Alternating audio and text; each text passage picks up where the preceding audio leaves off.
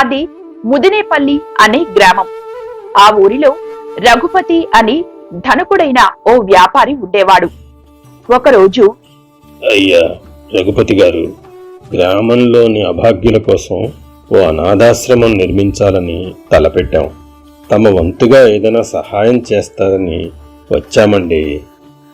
చూడండి, ఇలా ప్రజల్ని కూర్చోబెట్టి తిండి పెట్టి వాళ్ళని సోమరబోతులుగా మార్చడం నాకు ఇష్టం లేదు. ఇటువంటి వాటికి డబ్బులు ఇచ్చి మిమ్మల్ని ప్రోత్సహించలేను. క్షమించండి, మీరిక వెళ్ళవచ్చు అని నిష్కర్షగా చెప్పి వాళ్ళని పంపేశాడు రఘుపతి. కొంతసేపటి తర్వాత, అయ్యా, తమరు చేయమన్న బంగారు కాసులు తయారయ్యాయండి. స్వామివారికి సమర్పించడానికి అన్నారు. ఏదైనా మొక్క అయ్యా? అవును రాజన్న, పట్నంలో పెట్టిన కొత్త వ్యాపారంలో లాభాలు వస్తే ఆ వడ్డీ కాసుల వాడికి 100 బంగారు కాసులు సమర్పిస్తానని మొక్కుకున్నాను. నేను అనుకున్న దానికంటే ఎక్కువగానే పుంజుకుంది వ్యాపారం. అందుకే స్వామివారికి సమర్పించాలని ఈ బంగారు కాసులు చేయించా. చాలా సంతోషం. మరి నేను వెళ్ళి వస్తానయ్యా. మంచిది. ఆ విధంగా తయారైన బంగారు కాసుల్ని సిద్ధం చేసుకుని ప్రయాణానికి ఏర్పాట్లు చేసుకున్నాడు రఘుపతి. తెల్లవారితే ప్రయాణం అనగా, ఏవండి, మనం ప్రయాణానికి సర్దుకున్న పెట్టె కనిపించడం లేదండి. స్వామివారికి సమర్పించాలనుకున్న కాసులు కూడా అందులోనే ఉన్నాయి. అదేంటి, ఎక్కడికి పోతుంది? సరిగ్గా చూడండి. కనిపించడం లేదు నాన్నగారు. రాత్రి నేను దుకాణం నుంచి వచ్చేటప్పటికి అమ్మ పెట్టె సర్దుతూ కనిపించింది. దాన్ని మంచం కింద పెట్టడం కూడా నేను చూశాను, కానీ ఉదయం చూస్తే లేదు. నేను తెల్లవారుజామున ఉదయం నడక కోసం బయటికి వెళ్ళినప్పుడు గమనించాను. పెరటి తలుపులు కొద్దిగా తెరిచి ఉన్నాయి. గడియ పెట్టడం మర్చిపోయి ఉంటారు, గాలికి తలుపులు తెరుచుకున్నాయని అనుకున్నాను. చూడబోతే ఇదేదో దొంగల పనిలానే ఉందే. అయ్యో, ఇప్పుడు ఎలా నాన్నగారు? సర్లే, ఆందోళన పడకండి. మనకు వచ్చిన లాభాలతో పోల్చుకుంటే అది మనకు పెద్ద నష్టమేం కాదు. కాకపోతే ఆ స్వామివారికి కానుక సమర్పించుకోవడం కొంచెం ఆలస్యం అవుతుంది. సరే, నువ్వైతే దొంగతనం జరిగిందని కొత్తవాళ్ళకి ఫిర్యాదు చేసి మళ్ళీ రాజన్నను పిలిపించి స్వామివారికి కాసులు చేసే పని అప్పగించు. అలాగే నాన్నగారు. ఇదిలా ఉండగా ఒకరోజు, రఘుపతి గారు మీరేనా? మీకు ఈ ఉత్తరం అందించమని పెద్ద మద్దాలి గ్రామం నుంచి రామశర్మ గారు పంపించారయ్యా. రామశర్మ? ఆ పేరు గల వాళ్ళు ఎవరో నాకు తెలియదే. ఏది లేవండి. పూజ్యులు దాతలు అయిన రఘుపతి గారికి నమస్కారాలు.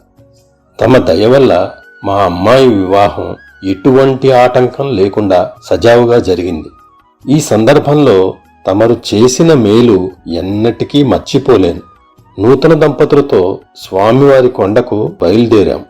తిరుగు ప్రయాణంలో దంపతులతో సహా మీ వద్దకు వచ్చి తమరి ఆశీర్వాదం తీసుకుంటాం. మీ సహాయానికి మరొక్కమారు కృతజ్ఞతలు తెలియచేసుకుంటూ ఇట్లు రామశర్మ, పెదమద్దాలి గ్రామం. ఈ ఉత్తరం చదివి రఘుపతి ఆశ్చర్యపోయాడు.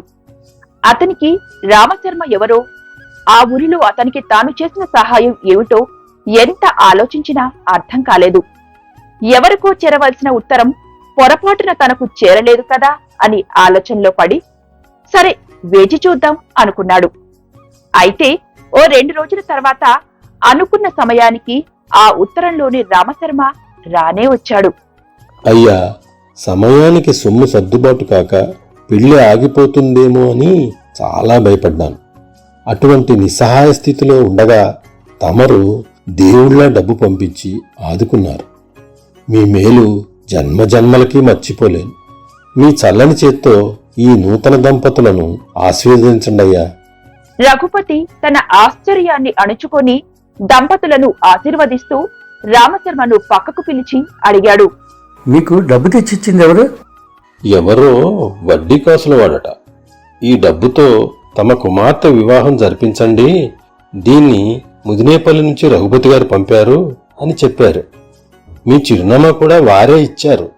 రఘుపతి మరింత ఆశ్చర్యపోతూనే ఆ విషయం వాళ్ళు గమనించకుండా జాగ్రత్త పడుతూ ఆ పూటకు రామశర్మతో పాటు నూతన దంపతులకు ఆతిథ్యమిచ్చి నూతన వస్త్రాలతో సహా మరీ సాగనంపాడు. ఆ మరుసటి రోజున, అయ్యా, మేము కనుమూరు గ్రామం నుంచి వచ్చామండి. మీరు తవ్వించిన బావికి తమరి చేతుల మీదుగానే ప్రారంభోత్సవం జరగాలని మా అందరి కోరిక. దయచేసి కాస్త తీరిక చేసుకొని మా గ్రామానికి ఇచ్చేయాలి మీరు.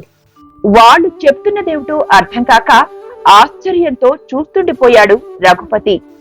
అదేంటి బాబు గారు, అప్పుడే మర్చిపోయారా? తాగునీరు లేక ఇబ్బందులు పడుతూ పక్క ఊరికి నడుచుకుంటూ వెళ్ళి నీళ్లు తెచ్చుకుని నానా అగచాట్లు పడుతున్న మాకు మంచినీటి బావి తవ్వడానికి ఆ వడ్డీ కాసుల వాడి ద్వారా డబ్బు పంపించారు కదా. ఆ, గుర్తొచ్చింది. ఏవో పనులు ఒత్తిడితో ఆ విషయమే మర్చిపోయా. సరే, మీ ఇబ్బంది అయితే తీరింది కదా, సంతోషం. అన్నట్టు మీరు ఈరోజు ఇక్కడే ఉండి నా ఆతిథ్యం స్వీకరించండి. రేపు ఉదయం మీతో పాటు నేను వస్తాను. అందరం కలిసి వెళ్ళి మీ బావి ప్రారంభోత్సవ ఏర్పాట్లు చూద్దాం. అలాగేనయ్యా, చాలా సంతోషం. ఆ విధంగా మరుసటి రోజు రఘుపతి బయలుదేరి వెళ్లి ఆ ఊరి బావి ప్రారంభోత్సవం చేసి ఆ ఊరి ప్రజల మన్ననలు అందుకున్నాడు. అయ్యా, నా పెళ్లైన కాడి నుంచి గత 20 ఏళ్లుగా రోజు 3 మైళ్ళు నడుచుకుంటూ వెళ్లి పక్క ఊరి చెరువు నుంచి నీళ్లు తెచ్చుకొని నానా కష్టాలు పడుతున్నాం. మాకు ఒంట్లో బాగున్నా లేకున్నా ఈ చాకరీ మాత్రం మాకు తప్పేది కాదు. అటువంటిది ఈ రోజుతో మీ దయ వల్ల మా కష్టాలు మొత్తం తీరిపోయాయి. మీరు మీ కుటుంబం చల్లగా ఉండాలయ్యా. ఈ మాటలతో రఘుపతికి కళ్లల్లో నీళ్లు తిరిగాయి. ఈ వటంలో ఉన్న ఆనందం మొదటిసారి తెలిసి వచ్చింది. సహాయం పొందిన వారు చూపే కృతజ్ఞత ఎలా ఉంటుందో చూసి మనసు చలించిపోయింది. తిరుగు ప్రయాణంలో తాను మొక్కుబడి తీర్చేటందుకు చేయించిన కాసులు పోయినందుకు కనికరించి సాక్షాత్తు ఆ వడ్డీ కాసుల వాడే తన పేరుతో ఈ పనులు చేయిస్తున్నాడేమోనని అనుమానం కలిగింది రఘుపతికి. మరి 2 రోజుల తర్వాత, అయ్యా, నా పేరు సీనయ్య, పక్కూర్లో ఉంటాను. ఓ భయంకరమైన వ్యాధితో బాధపడుతుంటే దానికి ఔషధం తయారు చేయడానికి స్వచ్ఛమైన బంగారం కావాలన్నారు మా ఊరి ఆచారి గారు. నేనా కూటికే గతి లేని వాణ్ణి, ఇక బంగారం ఎక్కడి నుంచి తేగలను? మా ఊరి వారందరూ నా చావు ఖాయమని అనుకున్న సమయంలో వడ్డీ కాసులు వాడనే అతను వచ్చి, రఘుపతి గారు మీకోసం పంపించారంటూ కొంత బంగారం ఇచ్చి వెళ్ళాడు. ఆ బంగారం తీసుకొని ఆచార్య గారు పుటం పెట్టి ఔషధం తయారు చేసి నా రోగం నయం చేశారు. మీ దయ వల్లే నేను బతికి బయటపడ్డానయ్యా. మీకు కృతజ్ఞతలు తెలియచేసుకుందామని వచ్చాను. రఘుపతి ఈసారి పెద్దగా ఆశ్చర్యపోలేదు. తాను పోగొట్టుకున్న బంగారు కాసులన్నీ మంచి పనులకే ఉపయోగపడినందుకు సంతోషం కలిగింది. సరే సీనయ్య, నీ ఆరోగ్యం జాగ్రత్త. నీ ఆరోగ్యం కుదుటపడేంత వరకు కాస్త విశ్రాంతి తీసుకో. అప్పటి వరకు మీ కుటుంబ అవసరాల కోసం ఇదిగో ఈ డబ్బుంచు. అయ్యా, మీ మేలు ఈ జన్మకు మరవలేనయ్యా. అయ్యా, స్వామివారికి సమర్పించాల్సిన బంగారు కాసులు తయారయ్యాయి, ఇదిగోండి అయ్యా. మంచిది. మీకు రావాల్సిన మజూరిని మా గుమస్తాను అడిగి పట్టుకెళ్ళండి. అలాగేనయ్యా. ఆ విధంగా రఘుపతి ఆ బంగారు కాసులు తీసుకొని తన గదిలోకి వెళ్లబోతుండగా పక్కనే ఉన్న తన కొడుకు గదిలోంచి ఏవో మాటలు వినిపించి ఒక్క క్షణం ఆగాడు. ఒరే రాఘవ, నువ్వు చెప్పినట్టే ఆ వడ్డీ కాసులు వాడిగా నటించాను. మొత్తానికి మీ నాన్నకు తెలియకుండా తీసుకొచ్చిన బంగారు కాసులన్నీ మంచి పనులకే ఉపయోగించావురా. మీ నాన్న తన భక్తికి మెచ్చి తనకు పేరు ప్రతిష్టలు తేవటానికి ఆ వడ్డీ కాసులు వాడే అలా చేశాడు అనుకుంటున్నాడు పాపం. మా నాన్న స్వతహాగా మంచివాడేరా.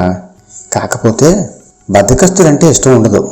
దాన ధర్మాలు ప్రోత్సహిస్తే ప్రజలు సమర్పూతుల్లా మారిపోతున్నట్టుగా ఉంటుందని అటువంటి పనులకు ముందుకు రాడు. కానీ అత్యవసరాలు, అనుకోని కష్టాలు వచ్చినప్పుడు సామాన్యులు ఎంత ఇబ్బంది పడతారో అలాంటప్పుడు వారికి సహాయపడితే కృతజ్ఞతతో వారు ఎదుటి వాళ్ళని ఎలా దేవుళ్ళుగా చూస్తారో ఆయనకి స్వయంగా తెలియచేయటానికే ఈ బంగారు కాసుల్ని అలా అవసరాల్లో ఉన్నవారికి అందించాను. ఈ మాటలతో రఘుపతికి విషయం పూర్తిగా అర్థమైంది. అలాగే తన కొడుకు మాటల్లోని సత్యాన్ని కూడా గ్రహించాడు. తలుపు తెరుచుకొని లోపలికి వెళుతూ, చూడు రాఘవ, నేను వినాలనే ఉద్దేశంతోనే నువ్వు ఈ మాటలు అంటున్నావని నాకు తెలుసు.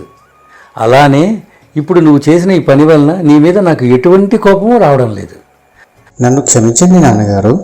భక్తులైన మీరు ఆ దైవానికి కానుకల రూపంలో డబ్బులు, బంగారం సమర్పించడాన్ని నేను తప్పుపట్టడం లేదు. కానీ అదే డబ్బుని నిజంగా కష్టాల్లో ఉన్న పేదలకు అందిస్తే ఆ దేవుడు మరింతగా సంతోషిస్తాడని నా ఉద్దేశం. నిజమే రాఘవ, తనకు కానుకలు అందజేయమని ఏ దేవుడు మనల్ని కోరడు. మనమే మన కోరికలు తీరితే కానుకలు ఇస్తామని ఆ దేవుడికి లంచం ఆశ చూపుతాం. ఇక మీదట నేను దేవుణ్ణి ఏమన్నా కోరికలు కోరితే ఆ పని నెరవేరితే ఓ 100 మంది పేదలకు అన్నదానమో వస్త్రదానమో చేస్తానని, లేదా ఓ 10 మంది పేదలకు గుడిసెలు కట్టిస్తాననో మొక్కుకుంటా. ఇదిగో ఈ 100 బంగారు కాసులు కూడా తీసుకొని ఆ వడ్డీ కాసుల వాడి పేరు మీదనే ఇంతకు ముందులా సద్వినియోగపరచు.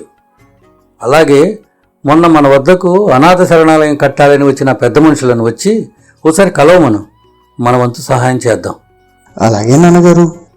అంటూ తన నాన్నలో వచ్చిన మార్పుకు సంతోషపడిపోయాడు రాఘవ. ఆ తర్వాత కాలంలో రఘుపతి ఆ వడ్డీ కాసుల వాడికి ప్రతిరూపంగా మారిపోయి అందరికీ సహాయపడుతూ ఊరి వారందరి మనసుల్లో దేవుడిగా నిలిచాడు.